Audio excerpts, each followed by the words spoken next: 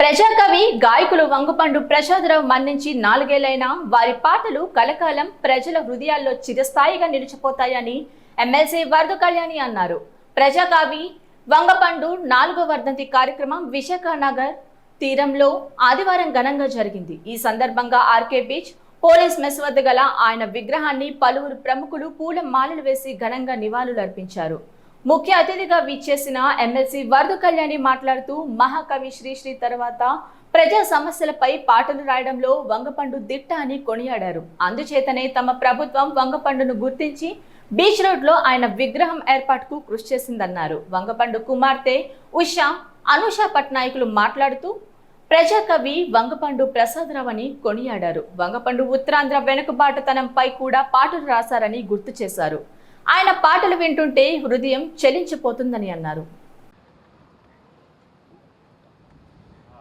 తన అమ్మాయి అయిన వంగపండు ఉషా గారు, మా అక్క, అలాగే మారుతి ప్రసాద్ గారు, అలాగే అనూష పట్నాయక్ గారు, మిగతా పెద్దలందరూ సమక్షంలో ఆ పెద్ద ఆయనకి ఘన నివాళి అర్పించడం జరిగింది. అతని విగ్రహాన్ని ఆ రోజు మా వైఎస్ఆర్సీపీ గవర్నమెంట్ ఆధ్వర్యంలో ప్రతిష్ఠించడమే కాకుండా ప్రతి సంవత్సరం కూడా 2 లక్షల రూపాయలు పేద కళాకారులకి అతని వర్ధంతి రోజు ఇచ్చేట్టుగా జీవో కూడా ఇవ్వడం జరిగింది. సో మీ అందరికీ తెలుసు, వంగపండు ప్రసాదరావు గారు ఈ ఉత్తరాంధ్ర జిల్లాల్లో ఉన్న పేదరికాన్ని, వెనకబాటుతనాన్ని ప్రశ్నిస్తూ ప్రజల్లో చైతన్యం కలిగిస్తూ ఎన్నో పాటలు రాసి ఒక ప్రజా గాయకుడిగా ప్రజల్లో చైతన్యం కలిగించే వ్యక్తిగా ఎంతో పేరు ప్రతిష్టలు సంపాదించుకున్న ఒక మహానుభావుడు. అలాంటి వ్యక్తిని ప్రతి సంవత్సరం కూడా మనం తలుచుకోవాల్సిన అవసరం ఉంది. అతని ఆశయాలను కొనసాగించాల్సిన అవసరం ఉంది. కాబట్టి ఇప్పుడున్న ప్రభుత్వానికి కూడా నేను వేడుకుంటూ ఉన్నాను ఏంటంటే, అంత గొప్ప వ్యక్తికి, అంత మహనీయుడిని ప్రతి సంవత్సరం వర్ధంతి జయంతుల టైంలో కూడా ప్రభుత్వ పరంగా చేస్తే అతని అభిమానులందరూ కూడా చాలా సంతోషిస్తారు.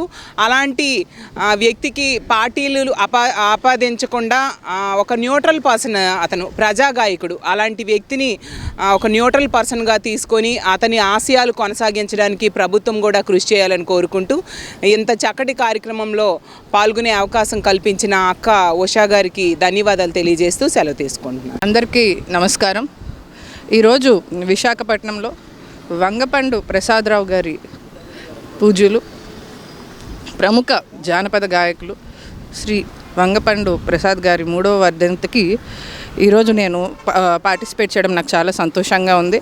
అదే కాకుండా ఇప్పుడు మన ఎమ్మెల్సీ గారు వరద కళ్యాణి గారు కూడా, మేడం గారు కూడా చెప్పారు, ఏదైతే ఒక సోషల్ యాక్టివిస్ట్గా, లేదు అని అంటే ఒక ప్రజలని ఉత్తేజపరిచే విధంగా, వారిలో ఒక చైతన్యాన్ని తీసుకొచ్చే విధంగా, ఒక సామాజిక వేత్తగా ఏదైతే అతని ప్రయత్నం ఆయన, అలాంటి ఒక న్యూట్రల్ పర్సన్కి ఖచ్చితంగా ప్రభుత్వం ఇర్రెస్పెక్టివ్ ఆఫ్ గవర్నమెంట్స్, ఏ ప్రభుత్వం ఉన్నా, మన వైసీపీ ప్రభుత్వం కూడా చేసింది, టీడీపీ ప్రభుత్వం కూడా దీని పట్ల చాలా పాజిటివ్గా తీసుకొని ఏదైతే జీవో కూడా ఇచ్చున్నారో 2 లక్షల రూపాయలు ఈ రోజున పేద గాయని గాయకులకు ఎవరికైతే ఇవ్వాలనుకుంటున్నారో కళాకారులు, దాన్ని కూడా దృష్టిలో ఉంచుకొని ప్రభుత్వాలకి అతీతంగా బీదవారిని, అలాగే సామాజికంగా ఇలా ఉత్తేజపరిచే ఇలాంటి ఒక కళాకారులను ఎంకరేజ్ చేయాల్సిన అవసరం ఎంతైనా ఉందని చెప్పి తెలియజేసుకుంటూ, ఈ కార్యక్రమానికి నన్ను ఆహ్వానించి ఇలాంటి కార్యక్రమంలో నాకు కూడా పార్టిసిపేట్ చేసే అవకాశం కల్పించిన ఉష గారికి, వారి భర్త గారికి కూడా ఈ సందర్భంగా ధన్యవాదాలు తెలియజేసుకుంటున్నాను. Thank you.